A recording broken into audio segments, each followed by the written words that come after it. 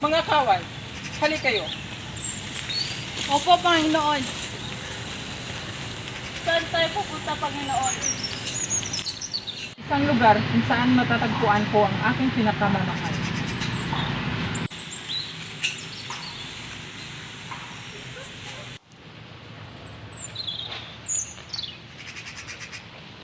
Teka, sinong babaeng niya? Sila'y napakaganda niya. Si Cleopatra iyan, Panginoon, isang prinsesa. Halika, ating lapitan at ang aking makilala.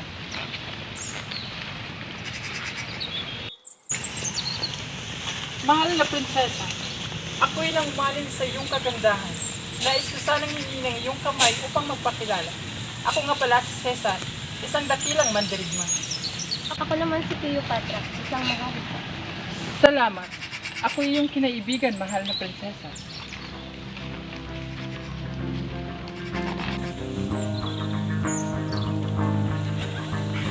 Cleopatra, ako iyong dungawin.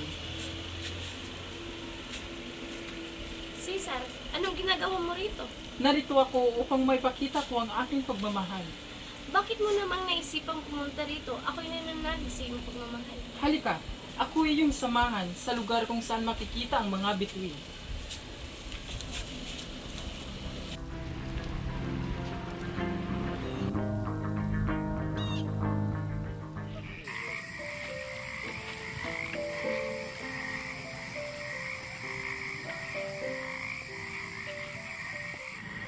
Tingnan mo, ang bawat pagkislap ng mga bituin ay siya ring pagkislap ng pagmamahal ko sa iyo.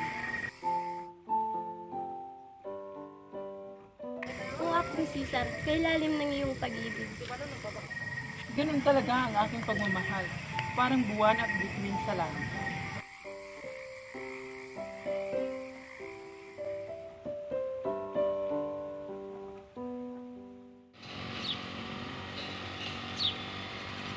Walang hiya ka. Ba't inaaga mo si Cleopatra ko? Dante, ba't ka narito? Cleopatra, andito ako para kunin ka. Sino ka ba? Ba't kilala mo ang kasintahan ko? Ako si Dante, ang dakilang hari. Andito ako para kunin ang kasintahan mo. Magkamatayan muna tayo bago mo makuha ang kasintahan ko.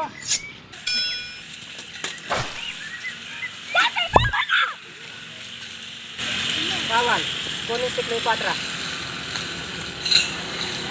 Cleopatra! Cleopatra! Cleopatra!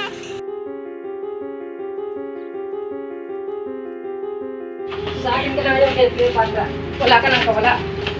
Hindi! Caesar lang ang mahal ko! Cleopatra! Cleopatra! Asan ka? Bumalik ka!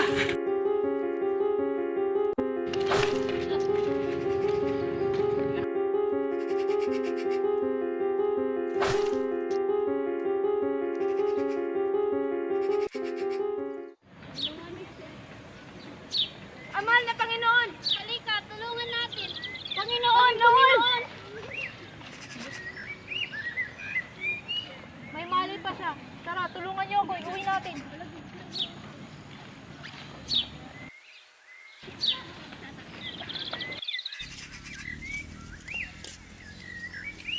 O dakilang Caesar, o dakilang emperador, ng mga mandirigmang ginsin ng apoy, ng mga badhala. Narito ang hamak na alipin, hindi malaman kung paano mapapagalaw ang bilang ito sa pagsasabi ng isang nakasusuklan na bagay, buhat sa imperium Dante. Isinumpa ako ni Jupiter upang siyang maghatid sa dakilang Caesar ng balitang pinangian natin, maging ang makapangyarihang mga dioses sa paanan ng isang may baka na laman at may bigang sa puso. Nauumid ako upang Panginoon. Ngunit ang mga kaaway, ang prinsesa Cleopatra, pinaslang ng mga kaaway. Sandali. Ano ang ibig mong pabatid? Ang iyong mahal na prinsesang Cleopatra, pinaslang ng mga kaaway. Sino naman ang Cleopatrang yan? Panginoon, hindi niyo po ba naaalala? Siya po ang iyong pinakamamahal. Kayo po ba ay nakalimot? Si Caesar nga pala ay nakalimot. Nakalimutan ang isang Caesar dahil sa isang multong panaginip na dapat lamang sanang panakot sa isang aso. Ha! Nakakatawa! ang isang dakila ay nakalimot. Ha! Panginoon, wala po ba kayong naalala sa inyong nakaraan? Ako isang mandirigma na hamak na magbubukit. Panginoon, pilitin niyo pong imulat ang inyong isipan upang matandaan ang inyong nakaraan. Nais kong makilala ang babae sa aking guni-guni. Ang babaeng aking pinapangarap. Panginoon, Sulong, saan nakatanglaw ang liwanag ng iyong mata at hindi nakita ang iyong Caesar ay nasasandali ng pagkabagabag? Ngunit patawarin ang hamak na alipin ng kanyang Panginoon. Tumahimik ka!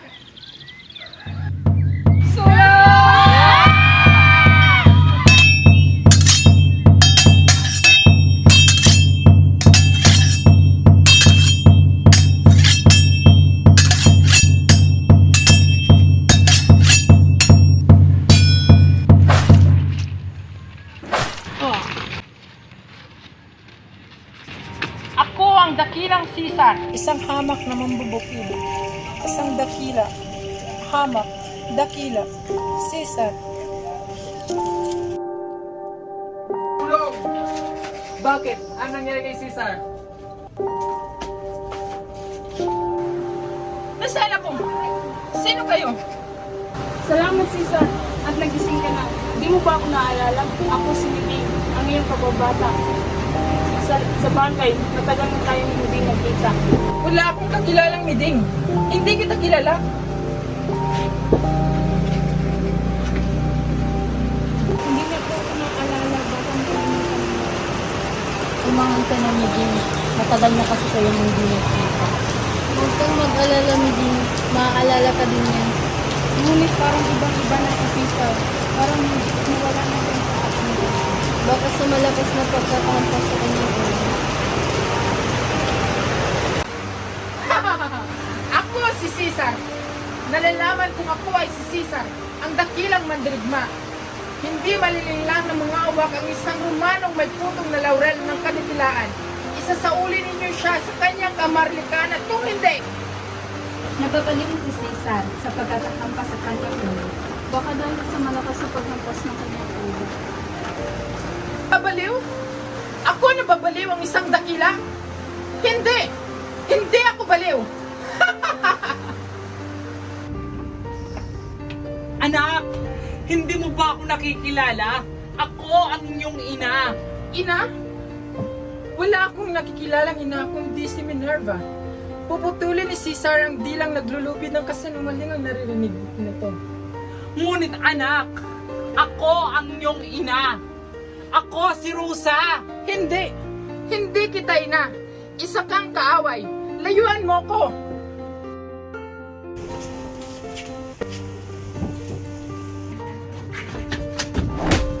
Anak! Huwag mong saktan si Caesar.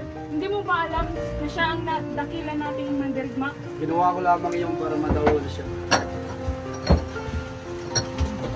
Ano ang nangyayari sa ating anak para siyang nababaliw? Ngunit Rosa, si Caesar ay hindi nababaliw.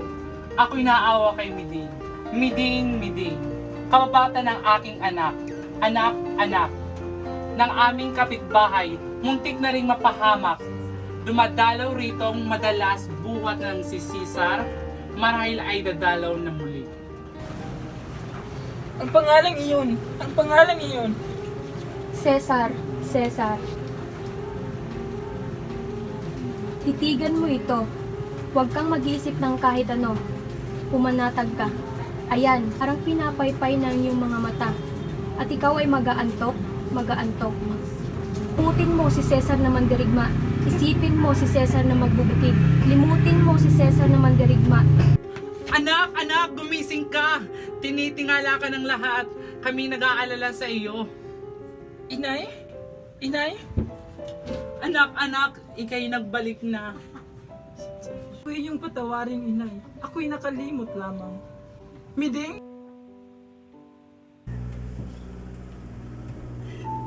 Ikaw nga. Salamat Caesar at nagbalik ka na sa akin. Tagal kita hinihintay. Ako'y yung patawarin. Ako'y nakalimot lamang. Huwag mo nang alalahanin iyon. Ang mahalaga, nandito ka na sa aking piling. Mahal na mahal kita, Caesar. Mahal na mahal. Mahal na mahal din kita, Midin. Ikaw lang ang babaeng akin.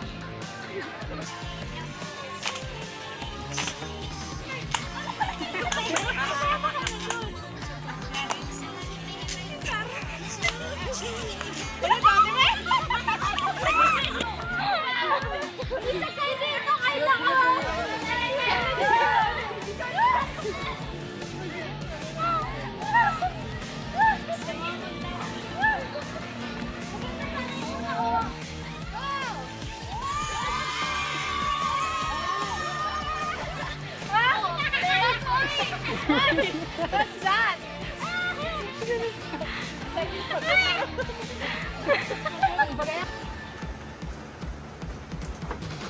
Hindi ako baliw! Sasaulin ninyo siya sa kanyang kamarlikan at kung hindi,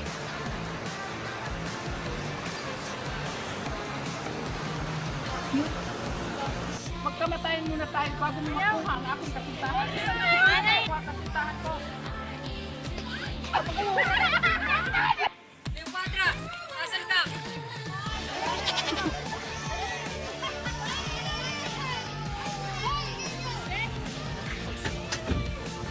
Ay!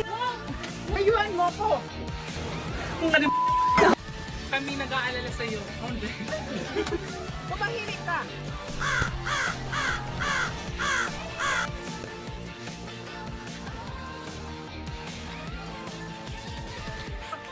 Tulong na yan.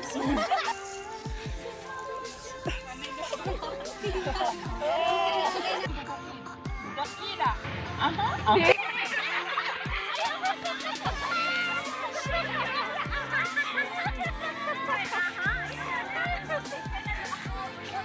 Uy, kamu dito, isil panlight pa. Ayun na, mali na luwat ka mo.